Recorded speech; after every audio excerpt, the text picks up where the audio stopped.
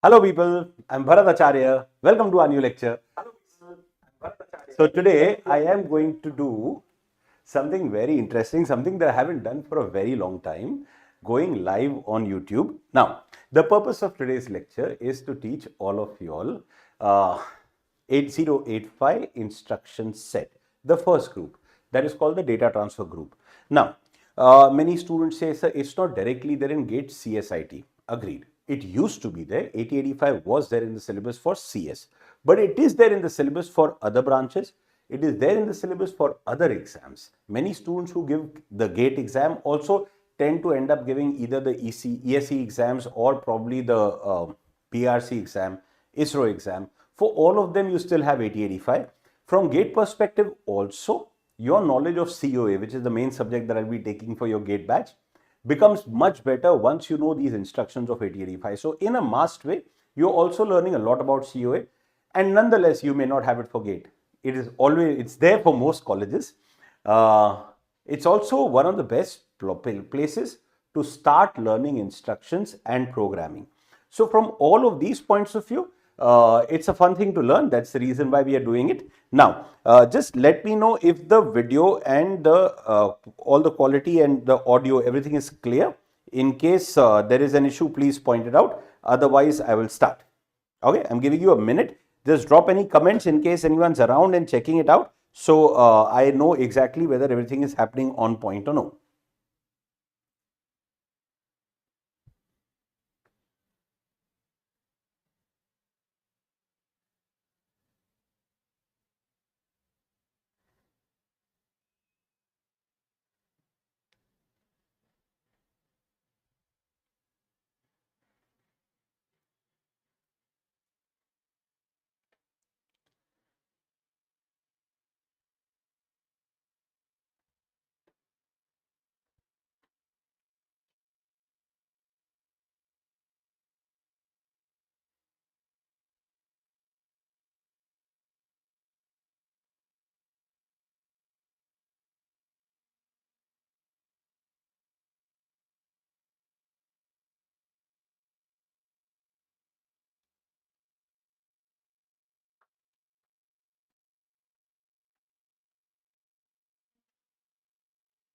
Good evening, beta. Good evening. Now, just confirm for me if the audio and the video both are clear. Once you make sure of that, I will start the lecture.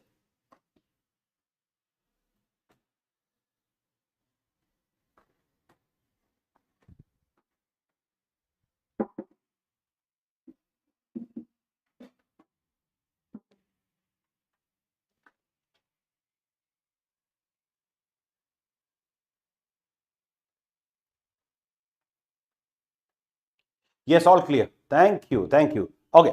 So we are ready to begin. One second. I'll just adjust the angle of the camera, right?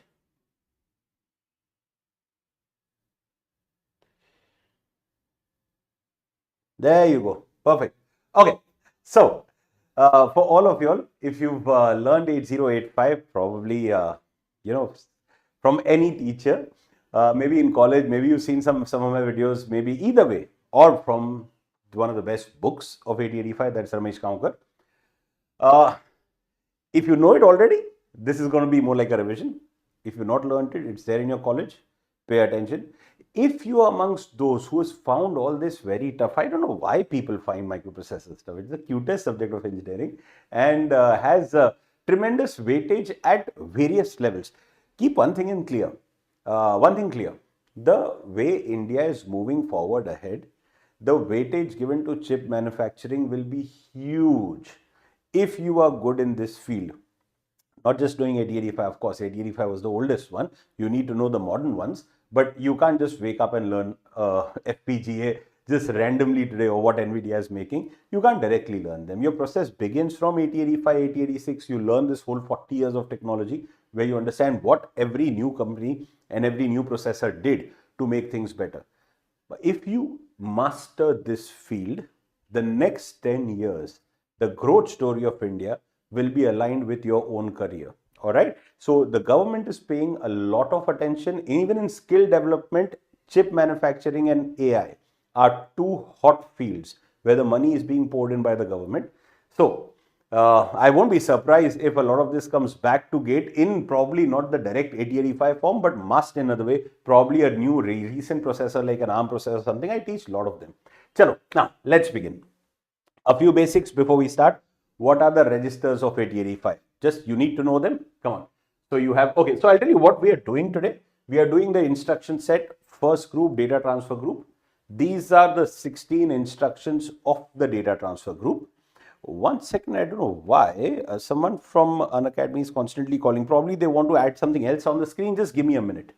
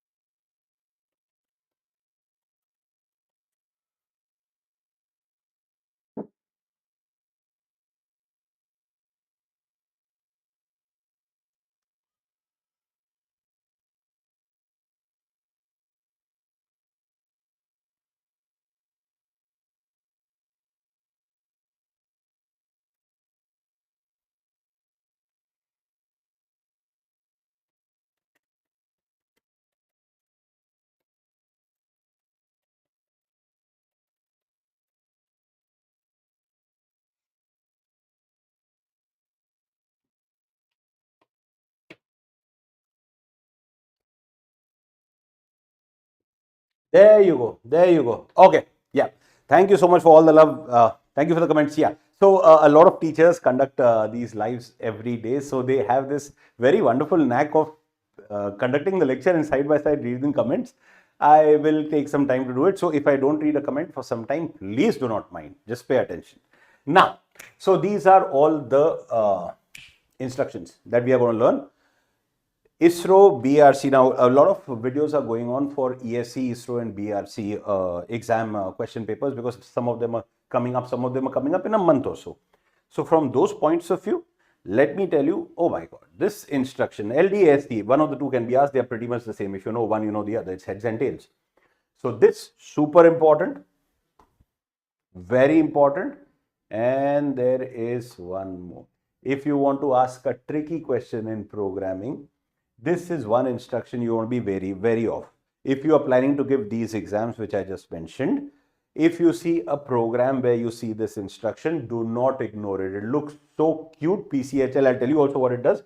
PC gets the value of HL. So on the face of it, it's a very simple instruction. But what it does is it changes the course of the program. So do not ignore this instruction ever. Okay, now we're going to begin all these instructions one by one. The first instruction, MVI. Before we go there, two things let's get absolutely clear. The first, to understand instructions, you need to know your registers. How many registers are there in 8085? Yeah, 7. Out of which A is called the accumulator. And then there are register pairs, BC pair, DE pair, HL pair. If you know this, great. If you don't know, pay attention. Do not feel that, oh, I don't know the background, so I won't be able to understand this lecture.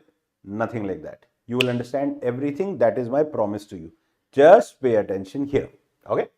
Now, every individual register that you see over here is an 8-bit register. An 8-bit register can hold an 8-bit number. An 8-bit number, what's wrong with this? An 8-bit number has the range from 00 to FF. Okay, get this clear. Any 2-digit number in hex is called an 8-bit number. Why like that? Let's take a number from this range, 25.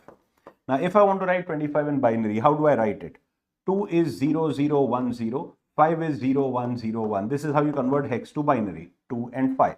As you can see, these are 8 bits. So, any number in this range will be an 8-bit number. Tell me, did you understand this? Similarly, a 16-bit number will have the range.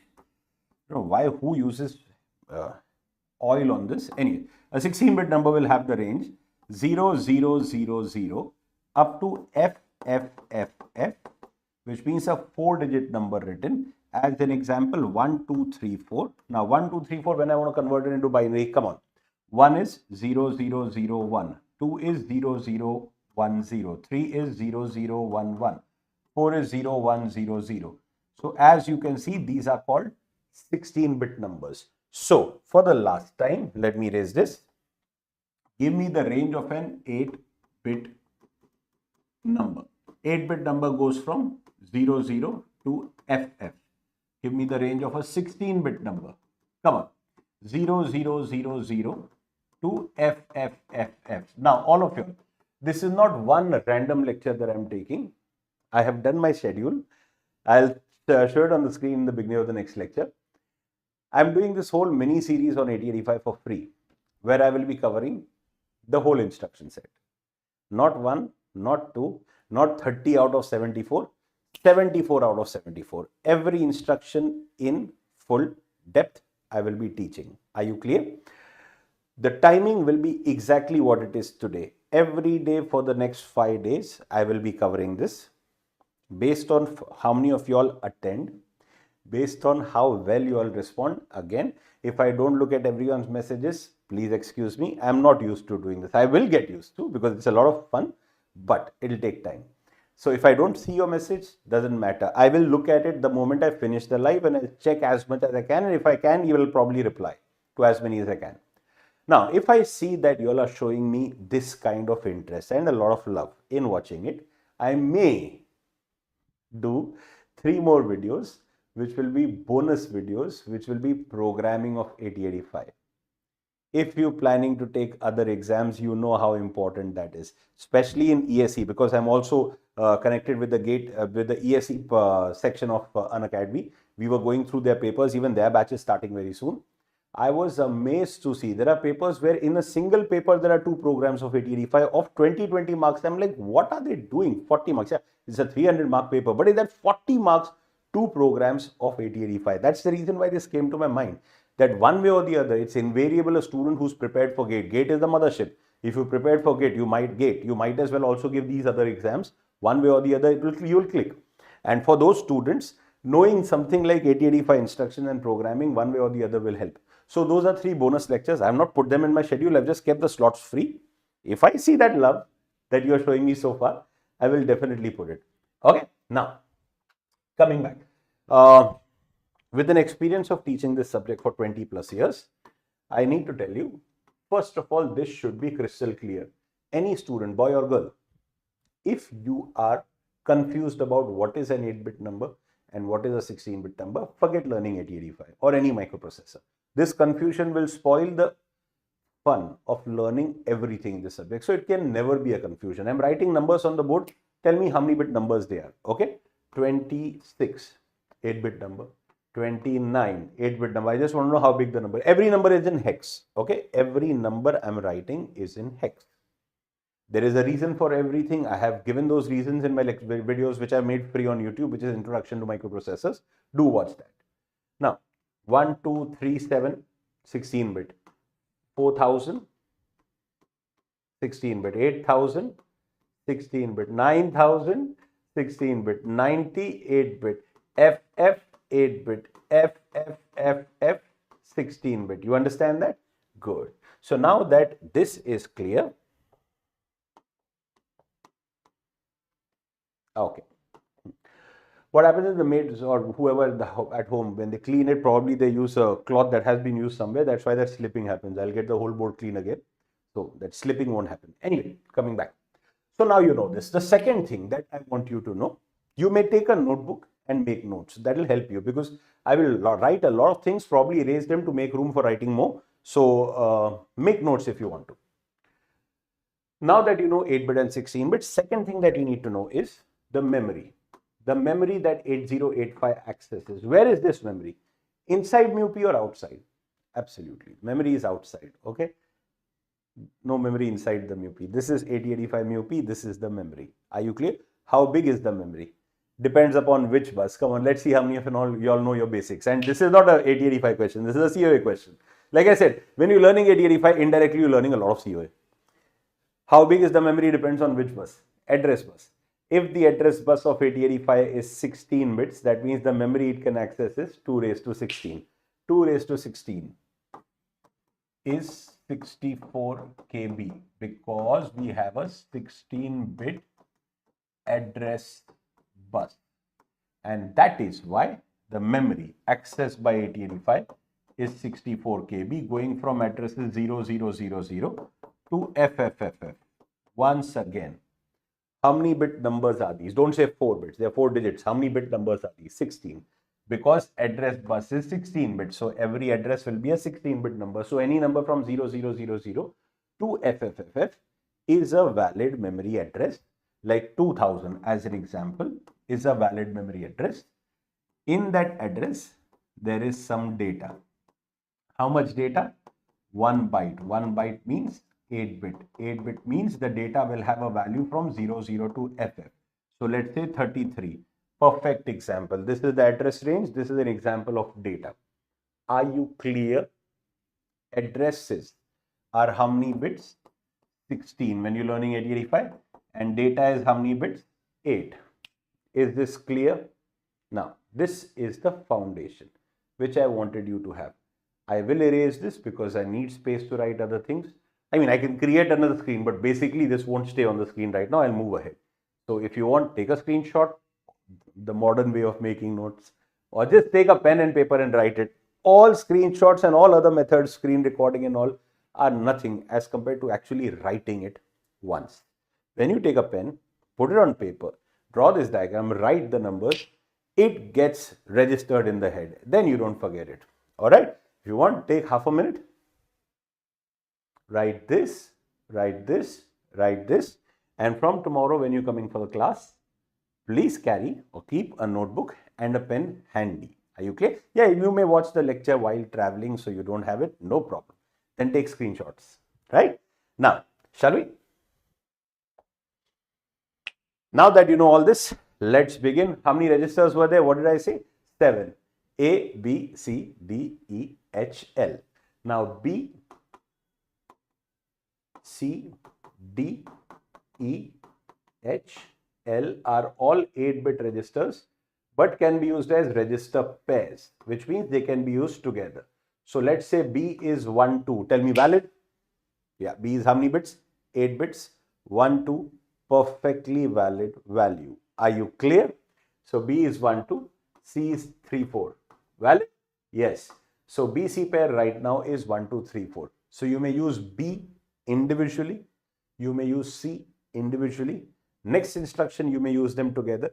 Next instruction, you may again use them individually. It's up to you whether you want to use them as 8-bit registers or 16-bit register pairs. There is one more register, A. Now, some textbooks say A, B, C, D, E, H, L are all general purpose. Some textbooks say these 6 are general purpose, A is special purpose. I mean, that's more like a theory knowledge. Yeah, call it what you will. You ask me, basically they are all general purpose. What is a special purpose register? A special purpose register is a register which has only one thing to do. Hence the name special purpose, like PC. It has only one purpose, holds the address of the next instruction. Or SP, it has only one purpose, holds the address of the top of stack. It cannot hold anything else. So those are special purpose registers. A can hold anything. So the authentic textbooks and the authentic literature always used to call A as a general purpose register. But then what happens is trend starts, one popular textbook calls it special purpose. The others, many people unresearched when they write textbooks, they just take some material from here, some material from here, put it together, create a new textbook. And sadly that works. So because of that, this misinformation kept spreading, and it's fine. I mean, I really don't care. Call it what you want, as long as you understand what A does. There is a speciality of A, that it acts as the accumulator. That means it holds the first operand and the result. But just by that, it doesn't become special purpose, because that way there is a speciality of HL also. It holds the address for the memory pointer M. So HL is not called special purpose. So general purpose registers also have some special uses, but they are general purpose. The word special purpose means it can do only one thing, and that applies only to PC and SP. But anyway, I'm not here to create that argument. I'm just trying to tell you that yes, for programming, these are your 7 registers: A, B, C, D, E, HL. These are all 8-bit registers. BC pair, DE pair, HL pair can be used as a 16-bit register pair. And now we begin our first instruction. Come on, all of you all pay attention. Yes, will be great if you can add some comments, or if you can, say something. Beach way once a while, I will, take a look and read them wherever I can. Now, let's begin. The first instruction, MVI. MVI stands for move immediately. Say again, move immediately. So what does it do? It will move some data into some register. This is the syntax of MVI. If you want to take an example, it is written as MVI, any register, B, 25. That means who gets what? B register gets the value 25. Now, okay, for the last time, I may write H every time. I may not write it. It doesn't matter. Every number is hexadecimal. If you've ever done 8085 practicals, on the kit, on that keypad, there is no H button for writing hexadecimal. That H is for H register, HL pair wala H register, not for hexadecimal. You just enter a number. It's assumed to be hexadecimal. So this is very clear. In our subject, every number is hex. So MVI B, 25, B register gets the value 25. Now, student says, sir, can I write instead of MVI, can I write move B, 25? No. In 8085, you have separate instructions by the name move, MVI, LXI. They all mean different things. Move is when you transfer from a register to a register. Are you clear? MVI is when you want to transfer an 8-bit data into a register. And LXI is when you want to transfer a 16-bit data into a register pair. So that is how they are different. I will come to the others very soon, but the one that I'm teaching right now, let's focus on that. So MVI cannot be replaced by move. Move is different, MVI is different. Are you clear? Yeah, see, I can see there's something written, something over here. That's what is causing the slippage. Anyway, so MVI B, 25. There's another reason why that I is there. Have you attended my lecture of addressing modes? No problem. Have you learned addressing modes? Addressing modes is the manner in which an operand is given in an instruction. How we give an operand in an instruction. What is an operand? 25 is an operand. How do we give it? You may write 25. That's called immediate addressing. Or you may give that 25 using a register. That's called register addressing. Or you may put 25 in the memory and give its address. That's called direct addressing, and so on. So that's a separate topic altogether. In that, there is something called immediate addressing, which means you have I in the instruction. That I indicates that this 25 is data. The point I'm trying to make here is, in any instruction, if you see a number, that number can be data also, can be address also. Any number can be data, any number can be address. Yeah, you will say data is 8-bit, address is 16-bit, but not necessary. Data can also be 16-bit when you're talking about a register pair.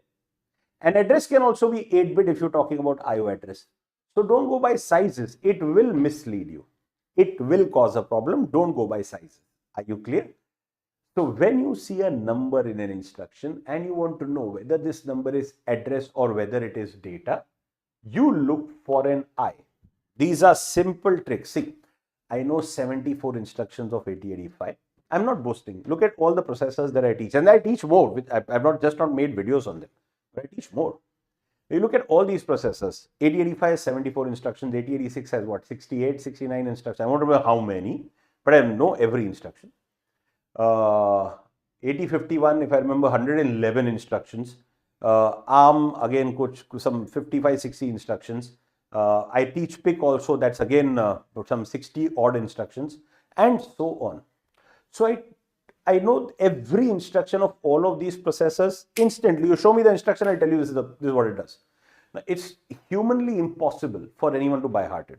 So I don't by heart it, and I don't want you to by heart it. You just have to understand how to interpret all this, how to figure this out. And that's the trick I'm telling you. Whenever you see a number, look for an I. If there is an I, the number is data. If there is no I, the number is an address. This applies throughout 8085 instruction set. If there is an exception, that will be very obvious and it will come. There is one place where there is an exception, but it is so obvious that you can come to know, oh, of course, it doesn't apply here. When it comes, I'll tell you. Anyway, RST in case you heard. Now, okay. So MVI B, 25, B gets the value 25. Let's take one more example. Come on, quickly. MVI, move immediately. Immediately means there is data in the instruction. MVI C, 34. So C register gets the value 34. MVI B, 2000, invalid instruction. Are you clear? Because 2000 is a 16-bit number, B is an 8-bit register. You can't put a 16-bit number in an 8-bit register. This is an invalid instruction. Similarly, MVI B, H. No. If you want B to get the value of H, you write move B, H, not MVI. If you've written MVI, there has to be data in the instruction, not a second register. Are you clear? So these were wrong examples. You want to make a note, you want to take a screenshot, go ahead, do that. We move ahead. So that was our first instruction. The initial jitters of going live and setting up the camera, all that notwithstanding, I hope you understood it. Now, serious. We take it a level higher. LXI register 16-bit data. Register means register pair. You are putting 16-bit data into a register pair. If you want to load an 8-bit register, you use MVI. If you want to load a 16-bit register, you use LXI. Are you clear? So, example, LXI B, 2000. Now, first question. You see a number in an instruction, 2000. Please answer. 2000 can be an address, 2000 can be a data. This 2000 is what? Address or data? Data. How do you know? I just told you the rule. Now blindly follow it. Someone who's taught the subject for 24 years is telling you something. Blindly follow it. When you see, like I said, there's only one exception to this rule, and that is such an obvious exception that when it comes, you won't even give it a second thought. You'll immediately know that it doesn't apply here. But otherwise, it applies everywhere. So 2000 is a number, there is an I. Since there is an I, that means this number is data. That means I am putting the data 2000. Now 2000 is how many bit data? Yeah, I told you, you can't be confused in this. If you're confused in this, forget it, you can't learn anything. Go back, start the lecture again. 2000 is how many bit data? 16 bit. 16-bit data cannot go into B register. B register is only an 8-bit register. That is why this X is there in the instruction. I told you, how I know 1000 plus instructions is because I know how to read them, not that I have by hearted them. In 8085, whenever you see an X, here comes the second rule. Whenever you see an X in the instruction, understand that this is register pair. Say again, what is it? Register pair. So it means it's a 16-bit register. That means it's not B register, we are talking about BC. So one more thing you learned, when you want to talk about a register pair, you don't write the name of both registers. You just write the name of the higher register. The lower register is automatically understood. So basically for BC pair, you write B. For DE pair, you write D. For HL pair, you write H. For WZ, you write W. You can't. WZ is not available to the program. I hope you remember that. That's an internal temporary register used by the MUPI for various operations. I will show you. It will soon, very soon, it will come where WZ is required. There are lots of examples. So BC pair gets the value 2000. Are you clear? So load immediately into BC pair the value 2000. BC pair gets 2000 means B gets 20 and C gets 00. That's what is the meaning of BC pair getting 2000. One more example, rock solid answer. LXI D, 3000. What does that mean? It means DE pair. DE pair is getting the value 3000, out of which D is getting 30 and E is getting 00. Are you clear? Similarly, HL pair, whatever you want to give. Now, some invalid examples like I always give so that you know what is right, what is wrong. LXI C, 2000. What is wrong with this instruction? I have given a 16-bit number. I have written LXI. What is wrong? I've used the lower byte of the register. A register pair cannot be indicated by its lower byte. It's always named by its higher byte. So you meant BC pair. You should have written B. If you write C, it's an invalid instruction. Similarly, what other example you want to take? LXI B, D. I want BC pair to get the value of DE pair. No, you can't write like this. When you have I in the instruction, there needs to be data over here. There cannot be a register. You need data in the instruction. Are you clear? So these are invalid examples of LXI. I hope you understood LXI properly. Please copy the examples, make notes, whatever you want to do. There you go.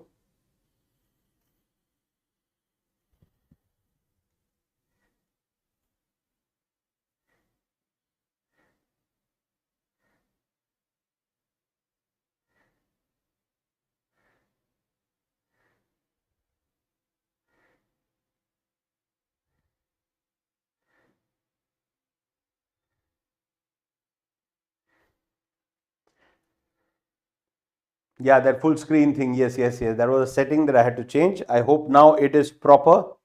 Yeah.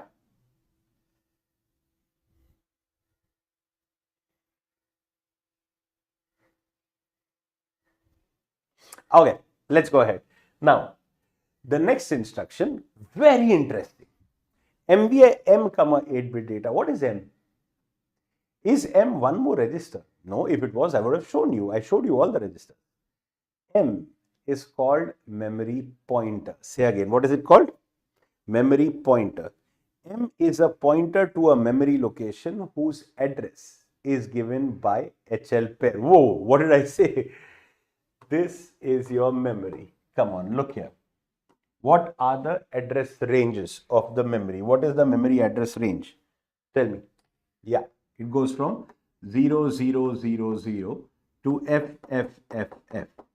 Addresses are how many bit numbers? 16-bit. So is 1, 2, 3, 4 a valid address? Yes. Is 5000 a valid address? Yes. Is 71936 a valid address? No, that 6 was extra. 7193 is a valid address. Are you clear? At every address there is some data. Let's say 1, 2, 3, 4, 7, 8, 2, 5, 6, 9 as an example. Whoa. Okay. So these are the addresses, these are the data. Are you clear? Are they all valid examples? Addresses are 8 bits, data is 16 bits. Now, tell me, inside the microprocessor, this is the MUPI. Inside the microprocessor, there is HL pair.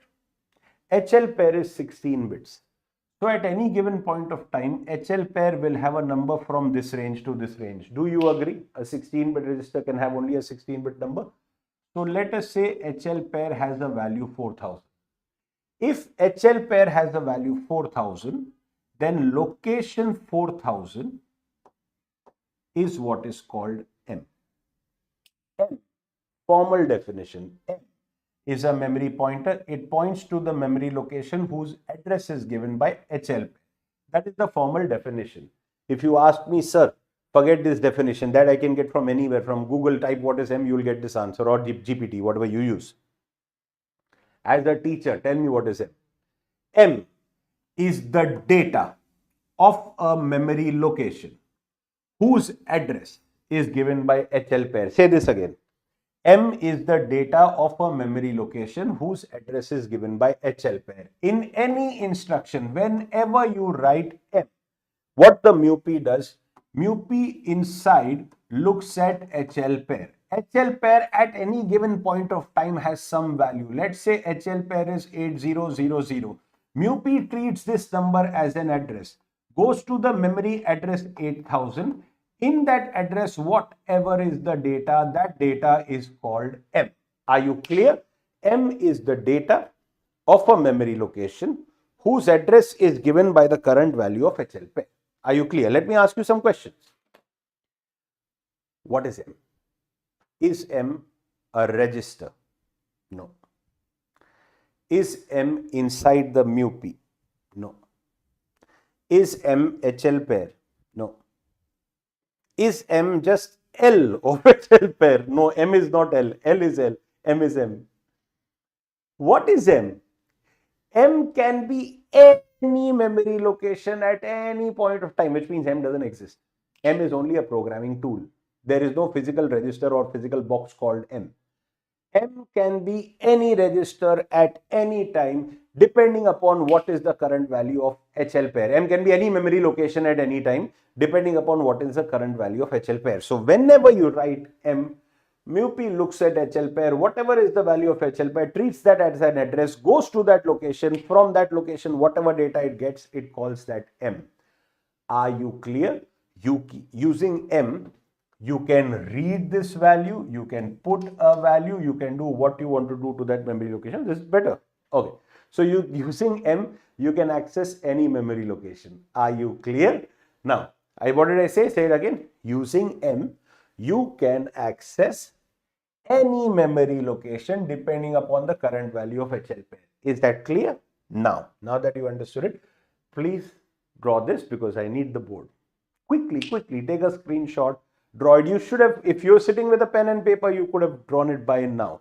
I don't want to diss anybody. I never disrespect any teacher or anyone in general, but especially any teacher, because I come from a family of teachers and I know what is the effort that a teacher puts in. How good or bad the teacher is your perspective. Every teacher by themselves put a lot of effort. So yeah, without disrespecting anyone, I have seen how these live lectures are conducted. I believe I do it differently. For me, it makes no difference whether this is a live lecture on YouTube or whether you're in my classroom. If you're in my classroom right now, you would have drawn these diagrams and you would have moved ahead. So I'm a traditional teacher. I have taught in classrooms all my life. So I like to take it at that pace, notwithstanding the fact that we are sitting across different cities and connected only through a virtual medium. Anyway, have you all copied this or taken a screenshot? Now, let's go ahead. MVI M,25. Example. M data. Example. MVI M,25. Yeah, no slipping here. So MVI M,25. Who gets what? M gets 25. Student says, sir, what is the difference between MVI B,25 and MVI M,25? Oh, this is also slipping. The difference is, this is putting 25 into a register. This is putting 25 into a memory location. Their timing diagrams are different. This is 4 plus 3, 70 states. This is 4 plus 3 plus 3, 10 T states. Again, timing diagram, a whole different chapter altogether. You ask me the number of T states of any instruction from 1 to 74, I can tell you few seconds. Why? You don't by heart all this. You understand the subject. You understand the subject, you shut your eyes and think, you get answers like this. Now, coming back. We'll come to timing diagrams whenever the time comes for it. No pun intended. Now, coming back, look here. So, when you write MVI B,25, you're putting 25 into a register. But when you write MVI M,25, you're putting 25 in M. What is M? What is M? MVI M,25. What does this instruction do? For once, I'm drawing the full diagram of the instruction. This is the mu-P. In mu-P, there is H, there is L. Let's say H is 60, L is 00. Collectively, HL pair is 6000. In the memory, somewhere there is location 6000. Mu-P will treat this as an address, go to this location. In this location, whatever is the data, this data is called M. Let's say this data is 77. Possible, of course, any location can carry any data. Maybe it was carrying 77. Now that you do MVI M,25, you are saying put 25 in M. mu-P will go to this location, replace this cute little 77 with your value 25. Are you clear? That is how 25 will come here, because your instruction says put 25 in M. Please tell me, did you understand this? Now, the same instruction, if HL pair, some other day, if HL pair was 8,000. The same instruction MVI M, 25 now will put 25 at location 8,000. So when you write MVI M, 25, you're putting 25 into a memory location. Which memory location? Can be any memory location depending upon the present value of HL pair. Please tell me, did you understand this? All right. Is M useful? One of the best programming tools of 8085. When we do programs, you'll come to know half the programs of 8085, maybe more than half, 60% of programs are done using M. That too at a college level. At a real professional level, 75 to 80% programs, practically most programs of 8085, almost all, are done using M. It's what pointers were in C. Did I touch a scary topic? Yeah, so there are students who know C but don't know pointers. And then there are students who know actually what C is. You know all about C, but you don't know pointers. You don't know C at all. The real charm of C comes once you know pointers. The real charm of 8085 programming happens when you use M. Are you clear? Like I just said, at college level, half the programs may not be done using M. Like at college level, half the program, probably most of the programs you don't do using pointers. But in the real world, if you use C, you're using pointers left, right, and center all the time. Same goes with M. Actual programming of 8085 is done using M. Because what M does is, it allows you access to any memory location at any given point of time. Just change the value of HL pair. Let's say, initialize HL pair as 4000. If I initialize HL pair as 4000, that means this location is M, correct? Now, I write MVI M, 25. What happens? This location gets the value 25, correct? Now, I increment HL pair, INXH. You'll be learning in the arithmetic instructions tomorrow. Increment HL pair and put this in a loop.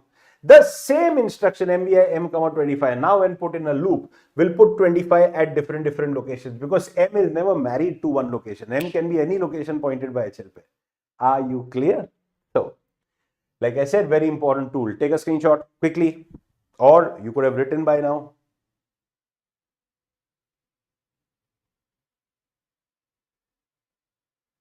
Hey, I can see the screen is frozen. Why?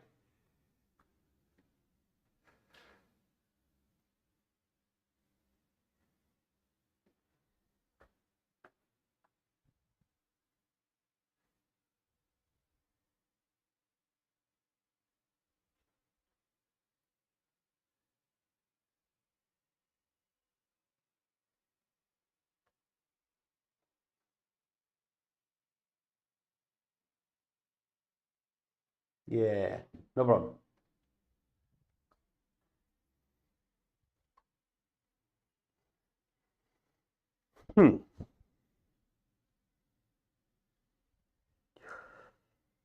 Okay, done.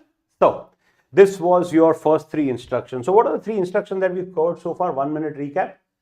MVI puts 8-bit value into an 8-bit register. LXI puts a 16-bit value into a register pair.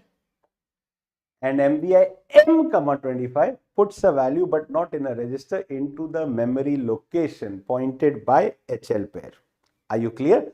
Now that you know these, we go ahead. 1 second, let me also just connect my laptop to power supply so that we don't run out of power. Okay, yeah. Now, that would be something very interesting while streaming. I'm just going on giving the lecture and the laptop is running out of power. The OBS is running there, so its camera is recording, but it's the laptop that's streaming. Now, okay, now the cutest, the simplest instruction of the day, move register, comma register. Example, move B, comma C. Now, it is strange that even in this instruction, sometimes students have a problem. Like I said, it's the simplest instruction of 8085. Move B, comma C. Who gets what?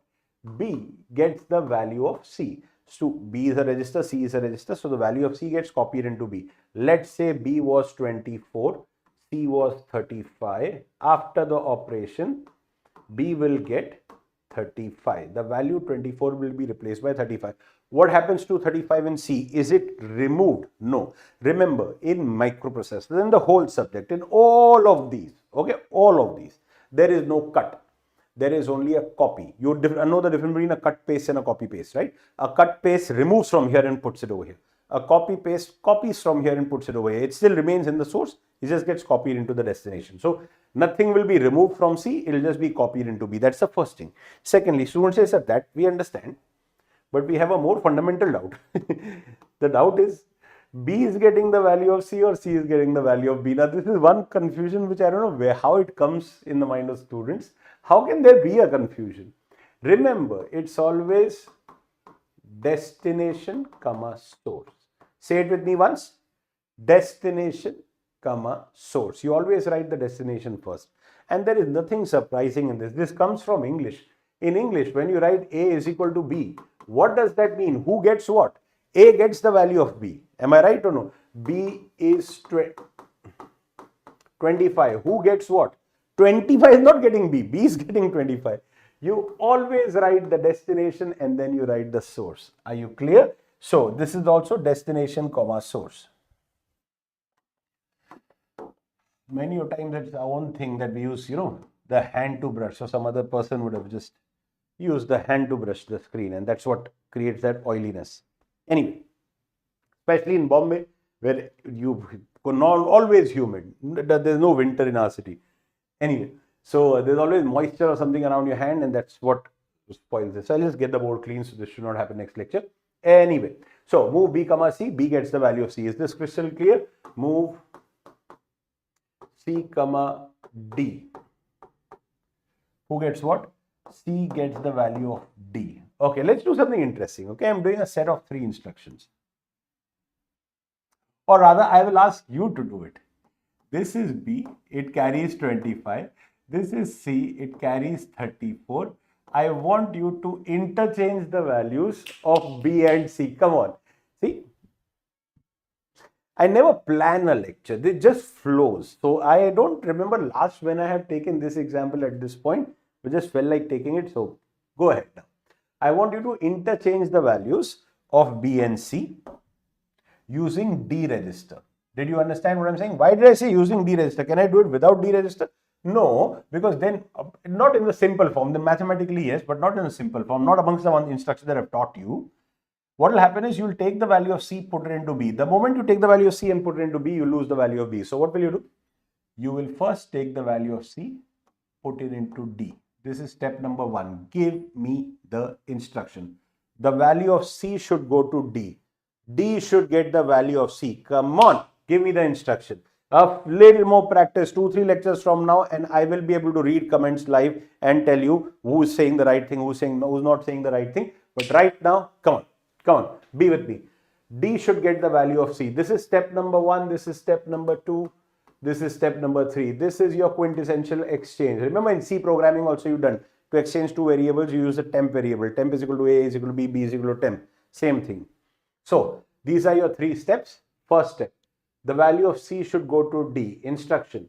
Move D, comma, C. So D gets the value of C. So that means D will get what value? Tell me. What value? 34. Are you with me? D gets the value 34. Next. The value of B should go to C. That means C should get the value of B. Come on. Move. Come on. Move. C should get the value of B. Move C, comma, B. So C gets the value of B. C gets the value of B. What is the value of B? 25. So C has got 25. Half of your exchange is done. C has got the value 25. Now just B has to get the value 34. Who has 34? D. So B should get the value of D. B should get the value of D. Come on, give me the instructions. Move B, comma, D. B gets the value of D. What is the value of D? 34. So B becomes 34. So C becomes 25, B becomes 34. That's the opposite of what they were earlier. So this is how you exchange 2 8-bit registers. Are you clear? So side by side we did a small mini program, a cute little program. Anyway, so that was your move instruction. Please copy. And again, What can go wrong in this? Move B, comma 25. Rubbish. If you want to put 25 in B, you don't write move. You write MVI. Because you are putting data in the instruction, there should be an I in the instruction. Now I'm speaking with a little more affirmity because by now you have understood. This is the fourth or fifth time I'm telling it. Are you clear? So this is wrong. Everything else we have done on the board is right. Make a copy quickly.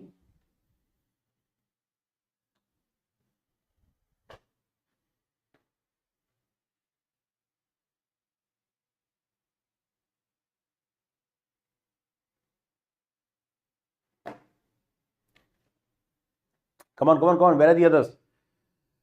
Pass on the information to any branch, any friend, anybody you want or you need to spread the information to. I am doing this for the next 5 days, finishing the whole instruction set. And like I said, if I see enthusiasm in you, I will also do programs of 8085. Maybe you already done it in college. Maybe you have it in your current semester. Maybe you know someone who has it in their current semester, boy, girl, what, doesn't matter. Any friend of yours, inform them that you're getting this whole instruction set of 8085 live in a feeling like the same as if you're learning in a classroom. Come on. A big difference between watching it live and then watching it recording.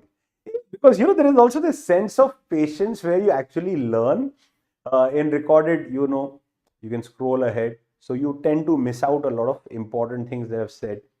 You also know that you can, you know, go back, replay.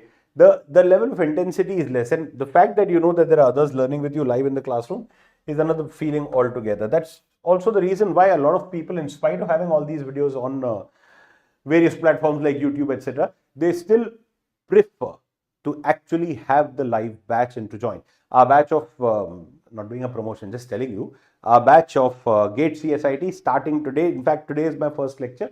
8 to 10 is COA, where I'm starting up your organization. If you're planning for GATE CSIT, go ahead, take the batch right now. Apply my coupon code bharat.ai. Why AI? You'll know very soon. And apply the coupon code and you get immediately a 60% discount plus one promise that I took from Unacademy when I joined them. Any student who joins with my coupon code will get access to all my courses because I don't like to charge students twice for the same thing. If you've got applied my code, you're learning COA from me. Now, when I teach COA, I will take a lot of reference of 8085, a lot of reference of 8086, a lot of reference of Pentium because COA is an overall umbrella of computer organization where it touches a lot of points of these processors. So when I take these references, I will finish COA. But I know that I will ignite a fire in your mind, which would want to make you study these processors in more depth. And then charging you to study them is like me, what do you say, incepting a buy from your mind, which I don't want to do. I'm a teacher, not a businessman. So I've come with this commitment that if a student is applying my coupon code, is showing that faith in me and is learning from me, is going to get all my other courses for free. Of course, when you apply my coupon code, you're not only getting COA, you're getting the whole GATE preparation. Students say, sir, how early should we start for GATE? I hope you're done with this. How early should we start for GATE? Ideal 1 year. You can start a little later, but ideal 1 year. What happens when you start a little later? It's not like you can't manage it. You can very much. You're squeezing it. So you are giving very little time to other commitments. So you are assuming that you may not have any other commitment, which is a very wrong assumption because you have college commitments all the time, assignments, those periodic tests, the main exam, viva, etc. Plus you have your, what do you say, project commitments, plus all the extracurricular, plus this is the time you're also preparing for interviews, you know, you're reaching the higher side of engineering, you're reaching the end of engineering. So you want to start preparing for campus interviews and upscale your own knowledge. So you might want to take some courses here and there. So what happens is, by taking this course for 1 year, you give yourself ample time to be free to do these other commitments. Or if you want to prepare for GATE and you're just preparing in the last 6 months, you can't do anything else in those 6 months. So if any other thing comes up, it will hamper your preparation. That's why I always tell students. In fact, there are many students who start from a year before. We have admissions going on right now for both. Once you take the admission for GATE, you can take it for either 2026 or 2027. It's so surprising to see. It's very heartwarming to see students taking admission for 27 right now. That's Awesome. You prepare from such early time, you are giving yourself so much time to champion it. You will do really well. Right? Even if you take 1 year, that's good. For me, I feel ideally a 1 year is a good time. Earlier you start, the better. But you started later, you are taking a risk. Not that you can't do it, but you're risking it. If there are other commitments that come up, it will mess up your GATE preparation completely. Now, and there is a lot to remember when you go for GATE. Now, subjects that I teach, I promise that you'll never by heart anything. Like over here also, I said there's no by hearting. You just understand the rule, apply it, you'll get the answer. But not all subjects are like this. Mathematics, I mean, you can't help it. You have to memorize formulae. Even other subjects, there's a lot of theory, a lot of formulae that you have to memorize. And GATE means it's a sum of all your main engineering subjects. So there's a lot to remember. Give yourself ample time. You will not make a mess of it. That's the advice I want to give. Now, 3 very cute instructions. Just many manifestations of move. So we saw the normal move, that is move from register to register. Move register comma M. Example. Move B comma M, and similarly I will show you the next one also, and then we learn them together. Move M comma register, example, move M comma C. So I'll tell you what these 3 mean. Move B comma C, move B comma M, move M comma C. Let's go backwards. When you do move M comma C, what happens? M gets the value of C. What is M? Show me in this diagram. This is your mu P, this is HL pair. Kya ho gaya? Why silent? Are you thinking of GATE suddenly? Don't overthink. It's pretty easy, it's pretty manageable if you prepare it right. If you're with the right guidance and you start early, pretty much manageable. M is any memory location pointed by HL pair. Inside the mu P there is B, inside the mu P there is C. Let's say B is 22, C is 44. Okay, I hope it's not too small. B is 22, C is 44. Okay, let's just write this 4 clearly. Yeah, 44. And let's say this M is 33. Now, start. Let's go backwards. Okay, not forward, backward. Let's see what's the difference. What happens? Move M comma C. What happens over here? M gets the value of C. This is M, this is C. M gets the value of C. That means M becomes 44. So first line, M is equal to 44. This is what this does. Please tell me, did you understand this? Second, move B comma M. Move B comma M means B gets the value of M. B gets the value of M. What is the value of M? 44. That 44 will come in B and replace this 22, will become 44. So that means B will become 44. And last one, move B comma C. Who gets what? B gets the value of C. B gets the value of C. C was 44, that value 44 will come in B. So doing these two is the same as doing this, but that is this context. Basically, I hope you understood the difference between a move between 2 registers, move from a memory to a register, move from a register to a memory. If you want to know timing diagrams, this is just opcode fetch. This is opcode fetch with a memory read because you're taking from memory. This is opcode fetch with a memory write because you're putting in memory. See how fast I answered this? Not boasting. What am I going to do by boasting myself? You know I am a teacher and you know how I teach. That's the reason why you're attending this lecture. I'm not boasting. I'm just telling you. I'm giving you the confidence that if I can do it, you can do it too. That's all I'm doing. Not a superhuman.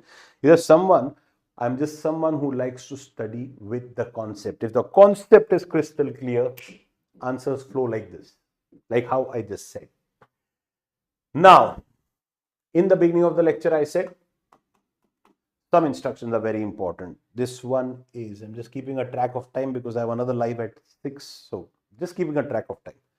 I also know, I also tell this when I see some teachers constantly looking down and teaching, and I say that person is reading something and then trying to teach. I'm not doing that. I'm just telling you, looking at the time because I'm sure you notice this one's maxed out. Otherwise, I would have checked it here.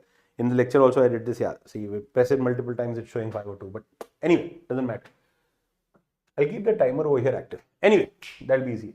Now, this is one instruction that is asked a lot in several important exams, ESE, BRC, ISRO, for some reason, LDA and its cousin STA. You learn them, you know, one after, they're like 2 sides of the coin, you know one, you know the other. So LDA 16-bit address, let's write it. Example, LDA 2000. Now, LDA 2000, who gets what? I have not taught you this instruction, but I have taught you enough to figure this out by yourself if you just apply your mind. Okay? Don't try to memorize and say what you remember. Forget everything just from the lecture, what you've learned, answer on the basis of that. LDA, LD means load. Load A means A is getting a value. So, okay, we understand this much. Keep in mind, A is a how many bit register? 8 bit. 2000 is a how many bit number? 16 bit. So, is A getting 2000? Not possible. You can't squeeze 2000 into an 8 bit value. You can put it in A. So, A is not getting 2000. But what's happening then? There is 2000 in the instruction, a number in the instruction. What did I tell you? Go back to the beginning of the lecture, almost an hour back. Whenever you see a number in an instruction, what do? Don't jump to any conclusion. First, look for an I. If there is an I, that number is data, because that I means immediate addressing. And if there is no I, that means that number is an address. There is no I. This number is an address. That means we are not talking about the number 2000. We are talking about the memory location 2000. At the memory location 2000, there is some data, let's say 33. That 33 is what is coming in A. A is getting the data from the memory location 2000. LDA 2000 means load A from location 2000. Load A from the memory address 2000. Please tell me, did you understand this? Once more. LDA 7000. What does that mean? This is location 7000. It carries 39. A gets the contents of memory location 7000. This is how you write it. A is not getting 2000. A is getting the contents of. When you put square brackets, it's pronounced as A gets the contents of memory location 7000. You don't like the square brackets, don't put it. There's no syntax in explanation. Explanation can be done anyway. You write it in English. A gets the contents of memory location 7000.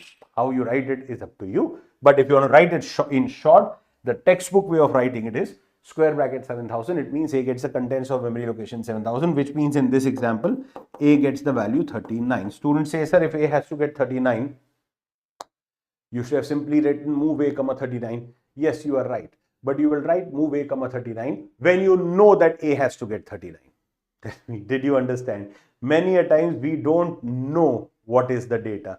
We just know the address. So if you don't know the data, but you know the address, this is how you work. So I'm taking a Viva. I do go for Viva. I do take mock Vivas. I do online Vivas for colleges as preparations. So suppose I'm taking a Viva. Write a program to add the number 25 and 35. Come on, what will you do?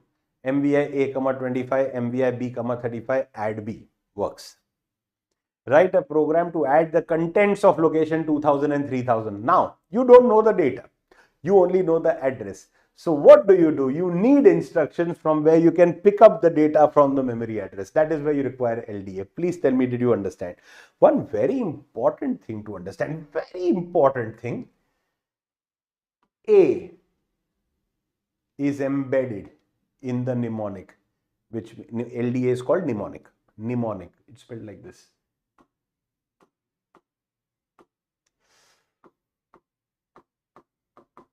Mnemonic, okay? Mnemonic means the name of the instruction. Simply LDA, STA, MVI, LXI, these are called mnemonics. Are you clear? Now, I don't want you to even know the word. It's not like it's going to be a question. So I don't want to scare you. Just I mentioned the word, so I thought I'll explain it to you.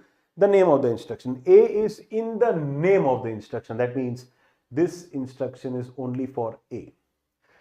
LDB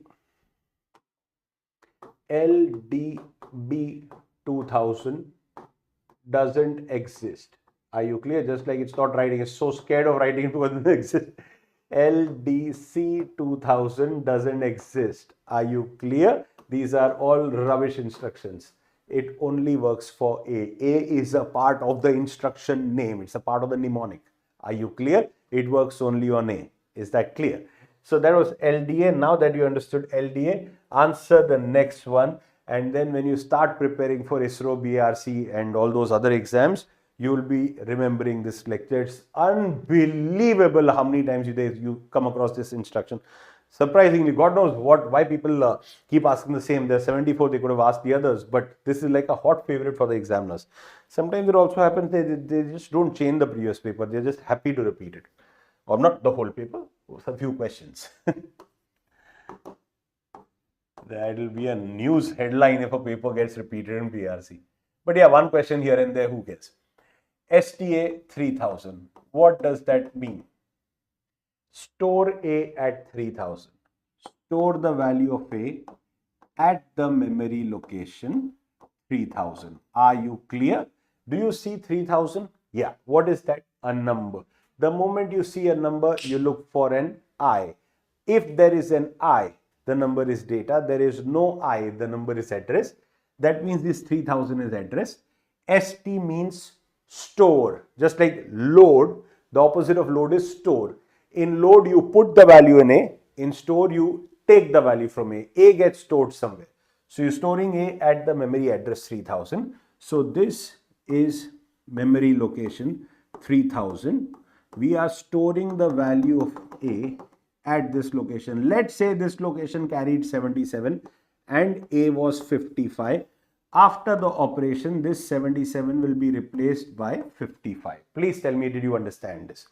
Now that you understood, again the same thing. There is no STB, there is no STC, there is no STD or whatever. Are you clear? There is an STC instruction that set the carry flag, not STC as in store C register. Are you clear? Now, so LDA, STA, A is a part of the mnemonic. It works only on A. Keep that in mind. Let's do this.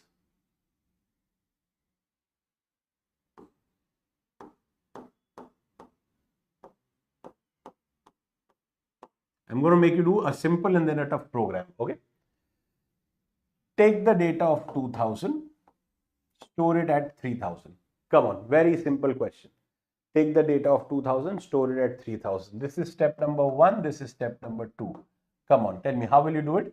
Take the data from 2000. You'll write LDA 2000. LDA 2000. Who gets what? A gets the data from location 2000. Whatever is the data, 33, this is 66. A gets 33. Are you clear? Now, second step. Store this at 3000. What will you write? STA 3000. So that same 33 will now be stored at location 3000 and will override this 66. Please tell me, did you understand? Super easy. Yes or no? My students, super easy, yes or no? Now, a little better. Don't mind, I'm erasing this. By now, you should have copied it. Giving you a second, take a screenshot. Yo, what did I do?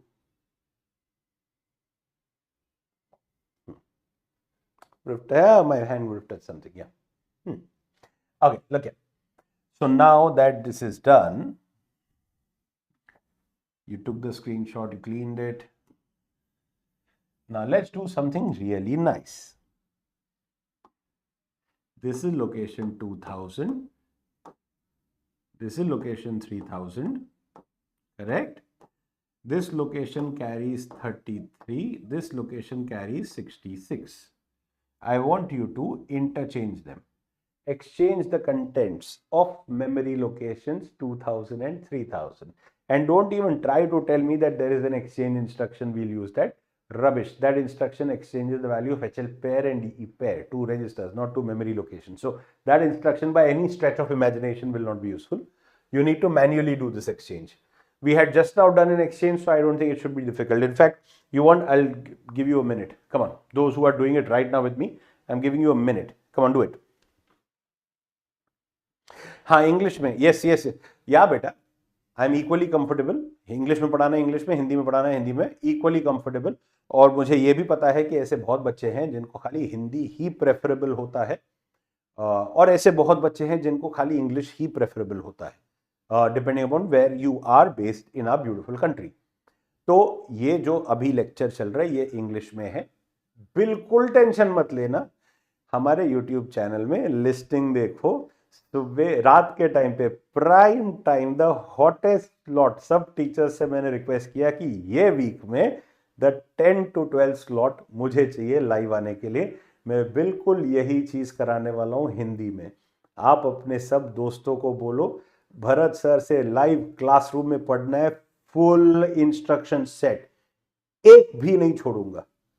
Full instruction set ऐसे पढ़ाऊंगा कि इतना deep fit होएगा दिमाग में, इसके बाद इसको दोबारा पढ़ने की जरूरत नहीं होगी। और जैसे मैंने कहा, अगर बराबर से आंसर्स करते रहोगे and you show me the love, I will also do those 3 bonus lectures जिसमें मैं प्रोग्रामिंग कराऊंगा 8085 की। वो कौन से आलतू फालतू प्रोग्राम नहीं, ऐड टू नंबर्स खाली वो नहीं करेंगे। ऐड टू नंबर्स करेंगे तो 5 मिनट लगते हैं। बड़े प्रोग्राम्स, वो जो एग्जाम में आते हैं, जो एंट्रेंस एग्जाम में पूछते हैं, ईएसई के पेपर्स देखो फॉर ईई फॉर ईसी, वो छोड़ो, कॉलेज के एग्जाम्स देखो, वो भी छोड़ो। प्रोग्रामिंग तो प्रोग्रामिंग है। कोई भी एक प्लेटफॉर्म में जब प्रोग्रामिंग समझ में आ जाती है, बाकी ये सब में इजी होती है। इतने बच्चे मेरे को बोलते हैं सर असेंबली प्रोग्रामिंग सीखा तो सी इजी लगा, सी सीखा तो जावा इजी लगा, जावा सीखा तो पाइथन इजी लगा। Point is once you know programming in one language, you know programming. Then moving to another language is just understanding the syntax and the properties of that language. But the skill of programming is the same no matter what language you are in. तो yes, पहली बात हिंदी में होगा। आज ही रात को the main slot, the best slot of YouTube, जो हम हमारे चैनल में सब बोलते हैं कि ये तो प्राइम स्लॉट है। Bharat sir requested everybody sir please, ये पूरा हफ्ता अगले 8 दिन ये स्लॉट मेरा है। मैं 8 to 10 इनको पूरा इंस्ट्रक्शन सेट पढ़ा रहा हूं। वो तो 5 दिन है, आखिरी के 3 में मैंने कमिटमेंट नहीं दिया कि मैं क्या पढ़ा रहा हूं, वो आपके ऊपर है। You show me the love, programming भी होएगा। चलो अब बढ़ते हैं आगे। And this is free for everybody on YouTube. तो ऐसे कभी बोलना भरत सर फ्री नहीं पढ़ाते, ऑफ कोर्स पढ़ाता हूँ अलग अलग जगहों पे जब जरूरत होती है, जब ऐसे लगता है कि बच्चों से भी रिक्वेस्ट आ रहा है तो yes you get it. Anyway अभी चलो हो गया, बहुत बातचीत हो गई। अब बताओ ये दोनों को exchange, coming back, this lecture was in English. We need to exchange the contents of location 2000 and 3000. Okay, this batch will be in English. Okay, after this I will not repeat this. This batch, what is the slot? 4 to 6. The 4 to 6 slot for the next 8 days. I have booked you. You are with me. Set your calendar aside, and this is going to be in English. And for students who prefer only English, yes, watch this. Those who prefer English, you can watch either of the two.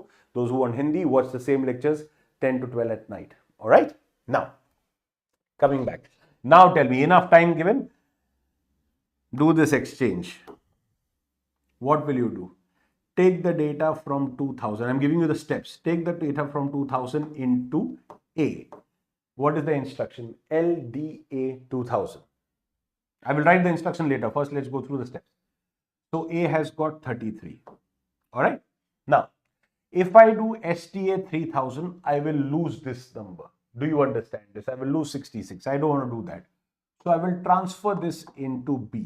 What will be the instruction? This is your second step. Transfer from A to B. B should get the value of A. Correct. The instruction will be move B comma A. B gets the value of A.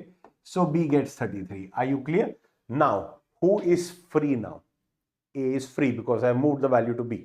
Do I need A to be free? Yes, because I want to pick up this value. You can only pick up a value or put a value via A. A is the gateway of MUP, like how we have Gateway of India in Mumbai. That was the entry point for everyone to come to India, Britishers, etc.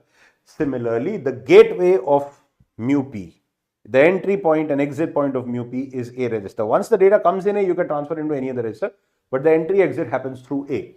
So I took this in A, transferred it in B, take this into A. This is your step number 3. Are you clear? So A gets the value 66. Immediately store this value, step number 4, at location 2000. So that means 66 comes here. Are you clear? What is left is 33 needs to come here. 33 is in B. You can't do STB. You can only do STA. So from B first transfer it into A. This is your step number 5. A becomes 33. And lastly, from A, store it at 3000. That is step number 6, STA 3000. And your 33 will come over here and replace your 66. Are you clear? So the two locations data has been interchanged. So what did we do? This is a proper legit program, right? A program to exchange the contents of location 2000 and 3000. Come on. These are your 6 steps. Now, take this data in A, transfer it to B. Take this data in A, store it at 3000. Take the data from B to A, store it at 3000. Come on, give me the instructions. First, take data from 2000 into A. LDA 2000. Correct? I write small so that I can squeeze it. Okay. Transfer from A to B. B should get the value of A. Move B comma A. B gets the value of A. Now, take the data from 3000 into A. LDA 3000. Are you with me? From A, store it at 2000. STA 2000. Correct? Now, from B, transfer to A. Move A comma B. Correct? And lastly, from A, transfer it at 3000. STA 3000. And you are done. To end the program, you write Halt RST1 depending on what your college does. But this was your program to exchange the contents of two memory locations. Are you clear? Write it quickly. I hope you would have already written it, or else write it, take a screenshot, make me free so I can go ahead for the next one. Done? Now that you understood this one, let's see the time. Yeah. Okay. LDAX register pair. Example. LDAXB. When I teach this in a classroom, this is like one of my favorite instructions to teach, because yeah, if a student can figure out what it does, if you remember it from your college, then it's a separate thing. Then you have good memory. But if you can look, if you've never learned this, but you can look at it and figure out what it does, that's actual education. If you can figure out an instruction by looking at it, then I have done my job right. And that's why I said it's my favorite instruction, because it's so easy to gauge it. When students give this answer, you get this big boost. Yes, you're doing the right thing. LDAXB. Come on, do it together. LDA means load A. So A will get a value. Here I have written B. Is A getting the value of B? No, I would have written move A comma B for that. You see an X slyly sitting over there without telling, oh, look at me, but you have noticed. Others will ignore, you won't. When you see an X, what do you understand? X means register pair. Register pair means this is not B, this is BC pair. Oh, the plot thickens. Now A is getting the value of BC pair. That is just not possible. BC pair is 16 bits. A is 8 bit. So A cannot get the value of BC pair, but BC pair can hold an address. BC pair, whatever is its value, will act as an address. A will get the data from the memory location pointed by BC pair. I will show you. Don't worry at all. This is the mu P. This is A. This is B.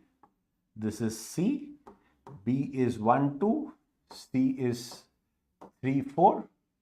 A is 55. This is memory location 1, 2, 3, 4. It carries a number 99. Okay, I have given you all values. This also are exam questions. Again, all those exams that I said, I won't keep repeating the names of the exams. ISRO, BRC, ESE, various other UPSC exams, anything where computer science or any science is involved and engineering is involved and microprocessor is there in the syllabus, you will see these kind of questions where all these are given in the statement. The value of A is this, B. In fact, over there to confuse you, they give you values of all 7 registers. So these are the values of these registers. Programmer has done LDXB. Explain what happens. You just have to write the correct number. What is the final value of A register? What does A get? So LDXB. A gets the data from the memory location pointed by BC pair. B is 12. Is A getting 12? No. C is 34. Is A getting 34? No. BC pair is 1, 2, 3, 4. Is A getting 1, 2, 3, 4? No. How will you put? You can't squeeze them and put it. A is only 8 bits. A is not getting the value of BC pair. The value of BC pair will now act as an address. Mu P will go to that address. From there, we'll take the data 99. That 99 will come in A and will replace this 55. A is getting the data from a memory location pointed by BC pair. Say it again. A is getting the data from a memory location pointed by BC pair. This is indirect addressing. Are you clear? A gets the data from a memory location pointed by BC pair. If you have understood this, then answer the next one. Please take a screenshot. Please write it. Pause the video if you want to.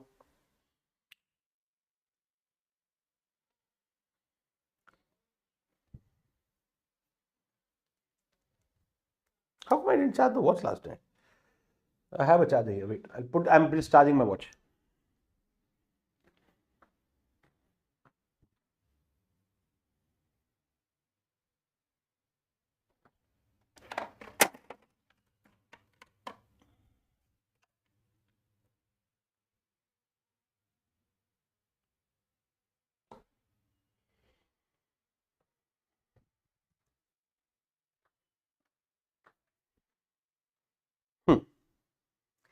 Now,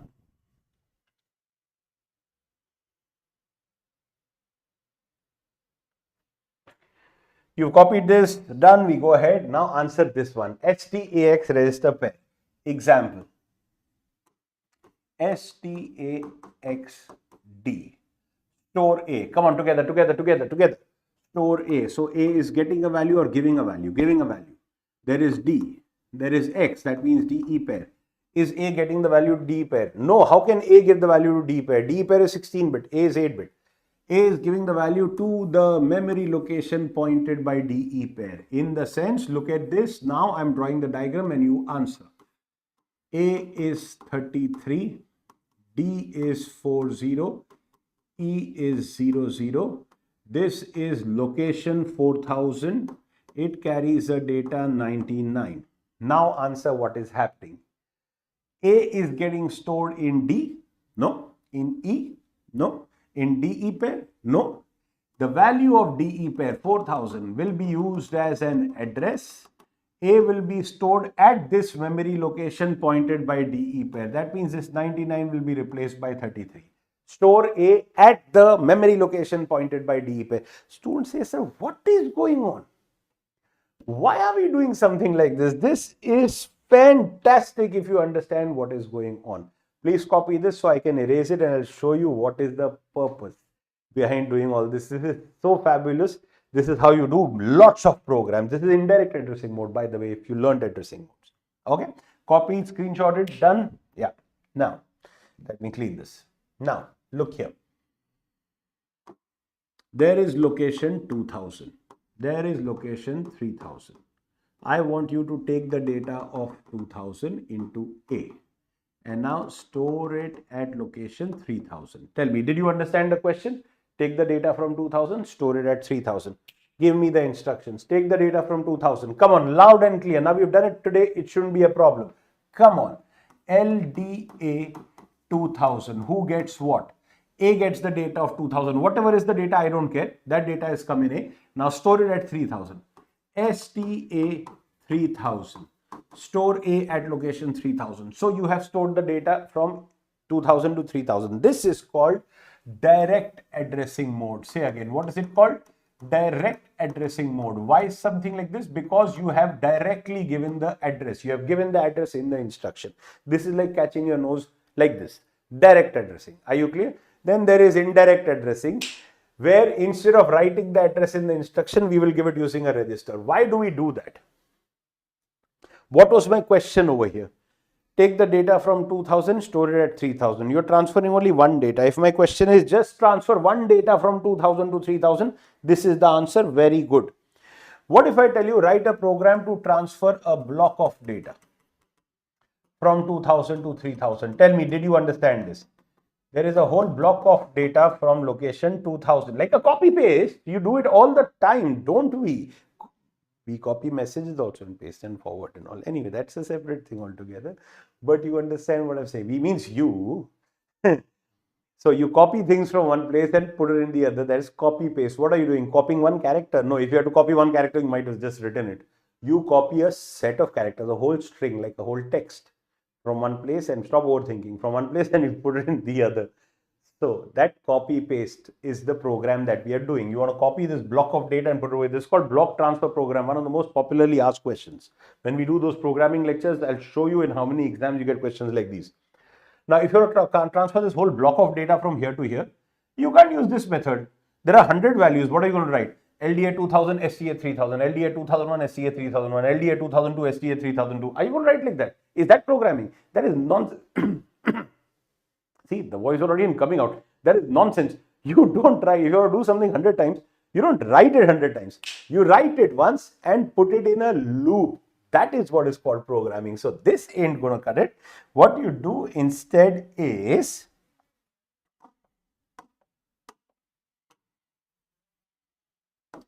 you will initialize BC pair with 2000. You will initialize DE pair with 3000. Are you with me? Initialize BC pair with 2000, DE pair with 3000. How do you do it? LXI B comma 2000. Today only we have learned it. LXI D comma 3000. Students say, sir, this you've written this is data. Yes, you are right. For BC pair 2000 is its data. For DE pair 3000 is its data. Now, when you write LDAX B, tell me who gets what? A gets the data from the memory location pointed by BC pair. For BC pair 2000 is data, but in this instruction for A, that value of BC pair will act as an address. A will get the data from the memory location pointed by BC pair. So A will get this data. STAXD. A will be stored at the memory location pointed by DE pair. Are you clear? The advantage of doing this is you can increment BC pair, you can increment DE pair and put this in a loop. Yes, I have not taught you increment, I have not taught you increment, I have not taught you how to create a loop, but I have taught you what is this instruction. When you put this in a loop, let me erase the last circle. When you put this in a loop, what are you saying every time? Get the data from the location pointed by BC pair, store it at the location pointed by DE pair. If you do this 100 times, are you transferring from the same location every time? No, because you're incrementing BC pair, incrementing DE pair. The instruction is the same, but every time it will operate on a different address. This will operate on a different address. So this is how you do a block transfer program. And this is where you use these two wonderful instructions.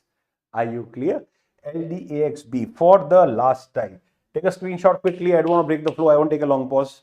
Take a screenshot. Yes, done. So for the last time, when I write LDAXB, what happens? A gets the data from the memory location pointed by BC pair. This is your mu P. This is A. This is B. This is C. B is 20. C is 0, 0. Location 2000 is called the location pointed by BC pair. At this location, there is the data 33. This 33 will come into A. Tell me, did you understand? Similarly, if I write STAXD, come on, store A at the memory location pointed by DE pair. Let's say D is 70 and E is 80. Then location 7080 is the location pointed by DE pair. I am storing A at this location. This 33 will now be stored over here. So this is a combined example of LDAX and STAX shown in the form of a diagram. Please tell me, did you understand? For the last time, to take the data from location 2000, I can also write LDA 2000. This is direct addressing.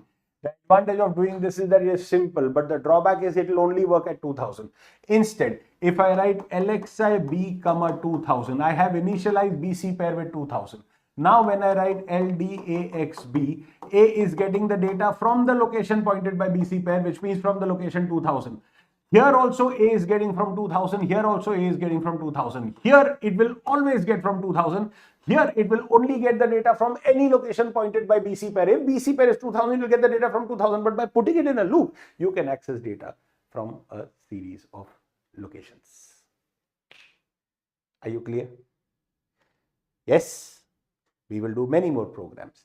It will get even more clear. But at this stage, this should be clear. Is this clear? More people, please answer. If you answer, I understand how much you are learning, how much you're not. Okay.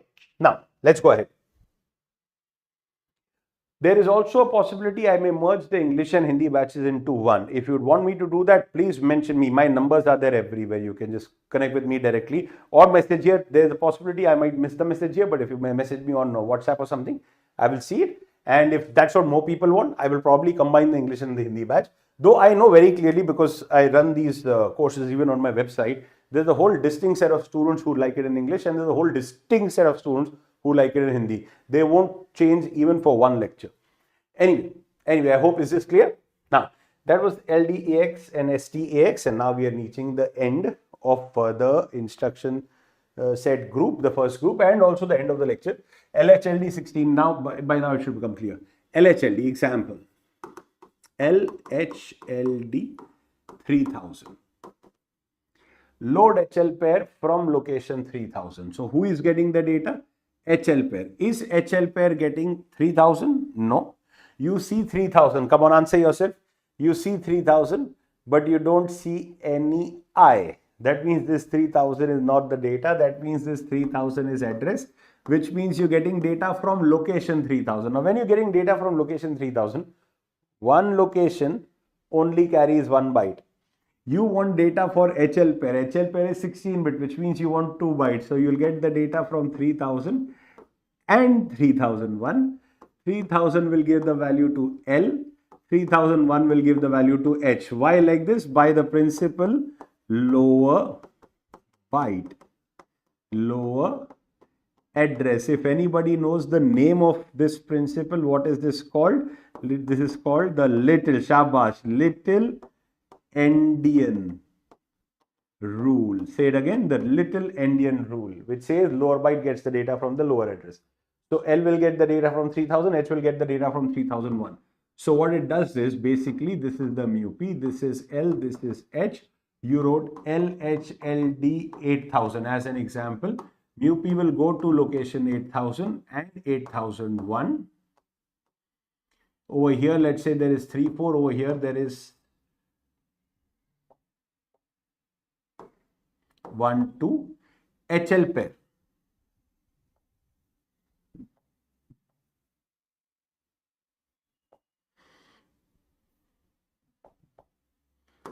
HL pair will get the data from 8000 and 8001. 8000 will give the lower byte.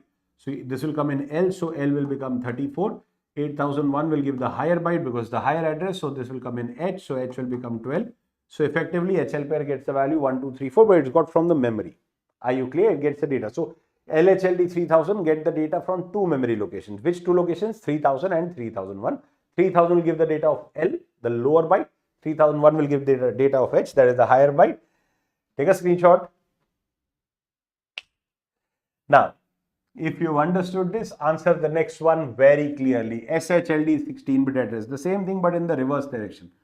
Store HL pair at the address, let's say S. Suppose I write SHLD at the instruction to likha SHLD 4000. Store HL pair directly at 4000. That means you are storing at 4000, storing the value of L, and you're storing the value of H at the location 4001. Are you clear? Why again 2 locations? Because you're storing 16-bit data, so it will go to 2 locations. So this is location what? 4000. This is location 4001. This is the mu P. In mu P, this is HL pair 1, 2, 3, 4. 34 will be stored at 4000. 12 will be stored at 4000. I am taking an example 1, 2, 3, 4. It can be, of course, any number. So LHLD and SHLD are basically, they use rarely, but they're important instructions to know as individual instructions. LHLD will pick up 16-bit data from the memory, of course, from 2 locations. SHLD will directly store 16-bit data into the memory. Remember, they work only on HL pair. HL is there in the mnemonic. It's created only for HL pair. And 16-bit data, because HL pair is 16-bit, hence 2 locations. And lower byte always at the lower address, higher byte at the higher address. Take a screenshot. Now, a very simple cute instruction, PCHL. PC gets the value of HL. That's all that this instruction does. What is PC? PC is the address of the next instruction. What happens to PC? It goes on getting incremented after every instruction. So by default, program goes in a sequential manner. The moment PC gets the value of HL, program takes a jump. This is a jump instruction. When we learn jump instructions, I'll come back to this again.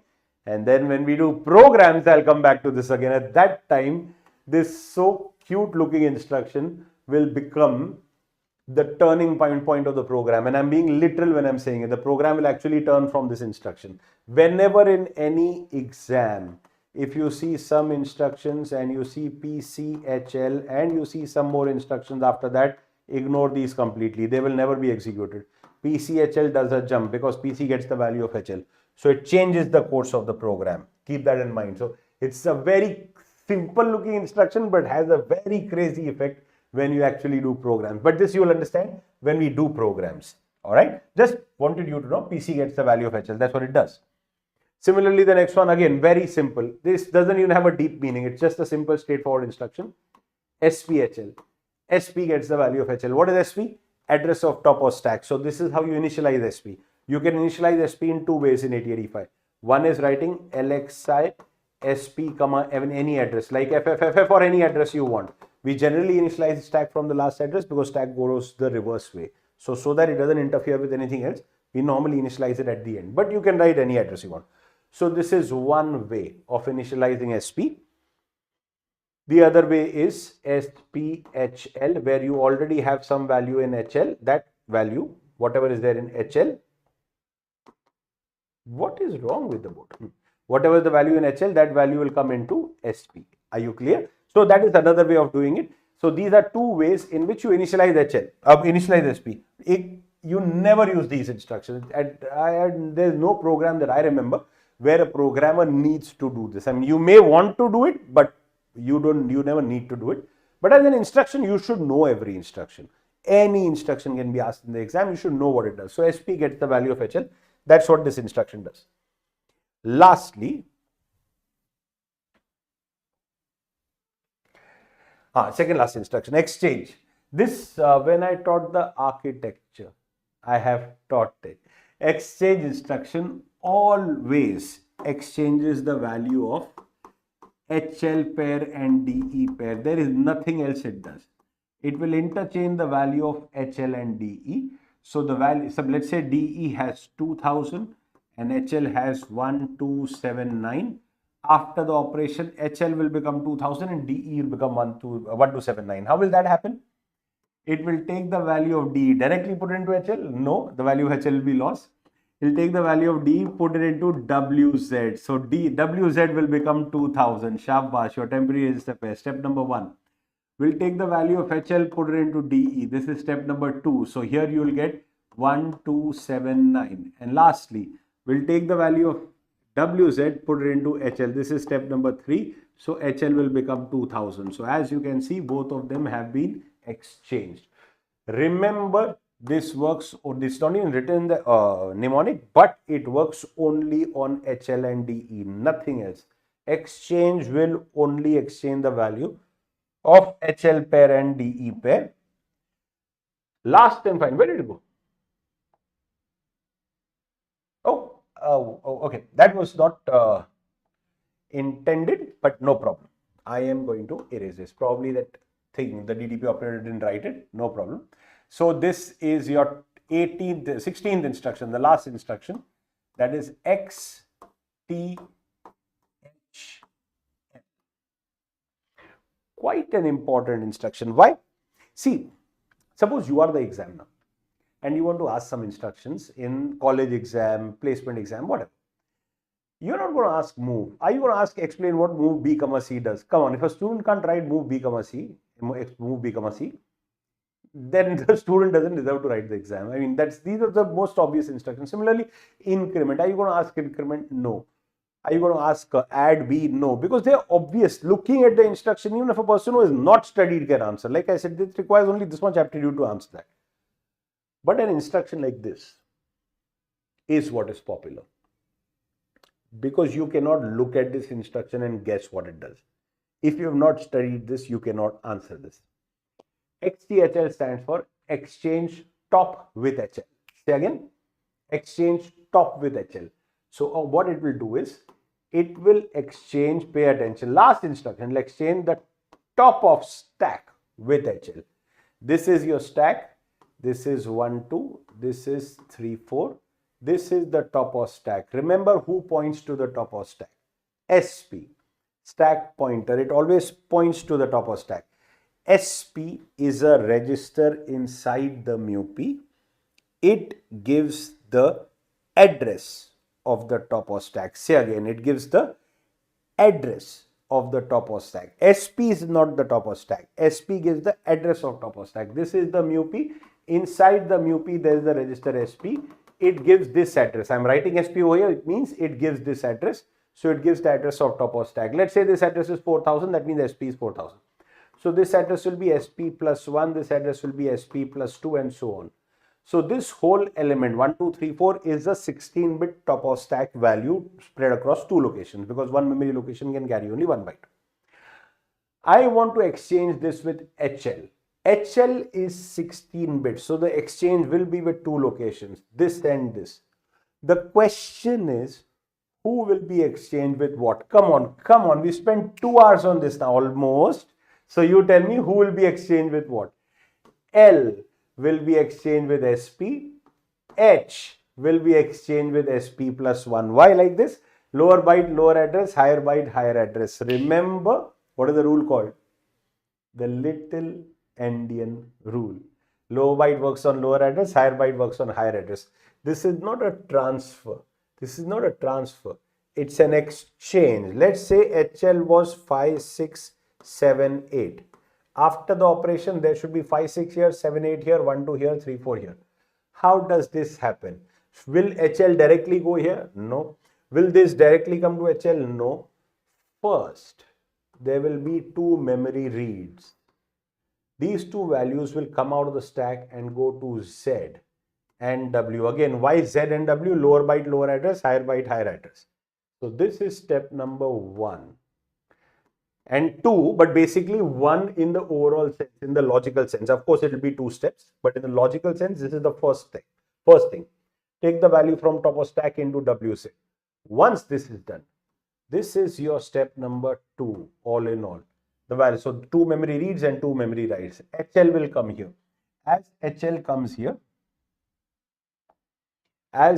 comes here, you will get the value 5, 6 here and 7, 8 here. Are you clear? So half the job is done.